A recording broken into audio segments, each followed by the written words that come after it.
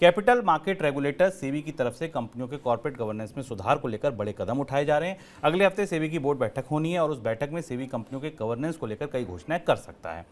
कंपनियों के बोर्ड से स्थायी सदस्य की पोजीशन खत्म की जा सकती है। कंपनियों के लिए एनवायरनमेंट, सोशल और गवर्नेंस के लिए नए फ्रेमवर्क जारी हो सकते हैं। सर, पहला सवाल, परमानेंट पोजीशन खत्म करने का क्यों की जा रही है?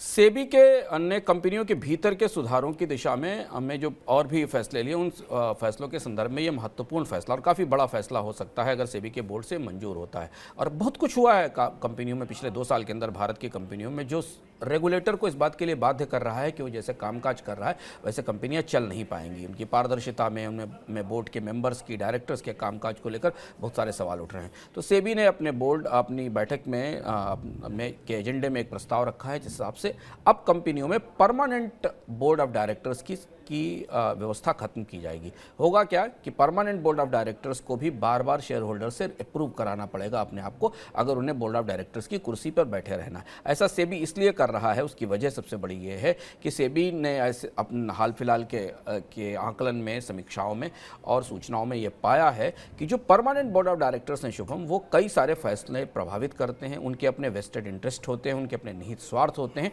और वो कंपनी की पारदर्शिता का उल्लंघन करने में सबसे आगे होते हैं। और इसलिए और शेयर होल्डर्स के पास ऐसा कोई अधिकार नहीं होता है कि वो परमानेंट बोर्ड ऑफ डायरेक्टर्स को हटा सके किसी मीटिंग में, क्योंकि एक बार जो बन गया वो पूरे जीवन भर बोर्ड ऑफ डायरेक्टर रहता है। तो शेयर होल्डर्स का उन पर कोई हक नहीं बनता है, अधिकार नहीं बनता है। अगर ये प्रस्ताव पारित होता है तो इससे देश की कई बड़ी कंपनियों के बोर्ड्स में उथल पुथल मचेगी। शेयर होल्डर्स के पास ज़्यादा ताकत आएगी जिससे कि वो परमानेंट बोर्ड ऑफ डायरेक्टर्स, जो स्थायी रूप से बोर्ड की कुर्सियों पर जमे हुए लोग हैं, और अगर उनका कामकाज कंपनी में पारदर्शिता और साफ सुथरे ढंग से नहीं हो रहा है तो उन्हें वोट आउट करने का अधिकार शेयर होल्डर्स के पास पहुंच जाएगा। यानी शेयर होल्डर्स की मंजूरी के बिना उनकी पोजीशन को रिन्यू नहीं किया जा सकेगा, उन्हें दोबारा चुना नहीं जा सकेगा। सर, दूसरा, ये जो कॉर्पोरेट और ईसीजी को लेकर सेबी क्या करने जा रहा है? इस पर आप अडानी और हिंडनबर्ग के ताजे विवाद का असर मान सकते हैं। हिंडनबर्ग की रिपोर्ट के बाद और सुप्रीम कोर्ट के फैसले के बाद सेबी को इस बात के लिए जांच शुरू करनी पड़ी है कि कंपनियों के भीतर कॉर्पोरेट गवर्नेंस के मामले किस तरह से काम कर रहे हैं। ये इसको ESG कहा जाता है। ESG एक टर्म है जिसके जरिए कि इन्वायरमेंटल, सोशल और गवर्नेंस पैमानों पर कोई कंपनी कैसा काम करती है, यानी वो पर्यावरण के लिए कितनी सुरक्षित है, अपने समुदाय के लिए कितना अच्छा काम करती है, और सबसे बड़ी बात कि उसके अंदर कॉर्पोरेट गवर्नेंस कैसी है। कॉर्पोरेट गवर्नेंस भारतीय कंपनियों की सबसे बड़ी समस्या नासूर की तरीके से है। और भारत में आपने पिछले 2 साल में जितनी कंपनियां, 3 साल में जितनी कंपनियां डूबते देखी होंगी, में अधिकांश कंपनियों के डूबने की वजह उनका खराब कॉर्पोरेट गवर्नेंस है। पता नहीं, रेगुलेटर्स नहीं देख पाते हैं, रेगुलेटर्स समझ नहीं पाते और कंपनियों के भीतर क्या होता रहता है ये पता नहीं है।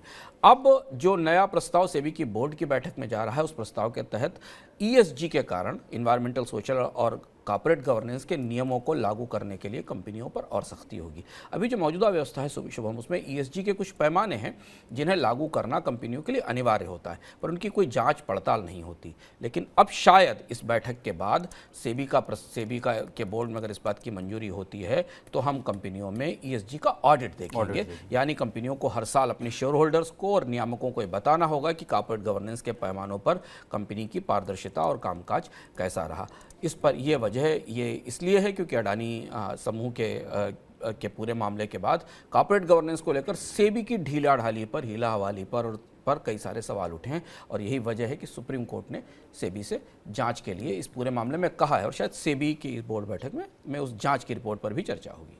बिल्कुल, अडानी हिंडनबर्ग मामले पर सुप्रीम कोर्ट ने सेबी को निर्देश दिया है कि 2 महीने में जांच पूरी कर रिपोर्ट कोर्ट में सौंपें। इसको लेकर भी सेबी की तरफ से जानकारी दी जा सकती है। सेबी की नज़र सोशल मीडिया पर शेयर ट्रेड की सलाह देने वालों पर भी बनी हुई है, ध्यान रखें। इसको लेकर भी सेबी की तरफ से दिशा निर्देश आने की संभावना और दिशा निर्देश सख्त आने की संभावना है।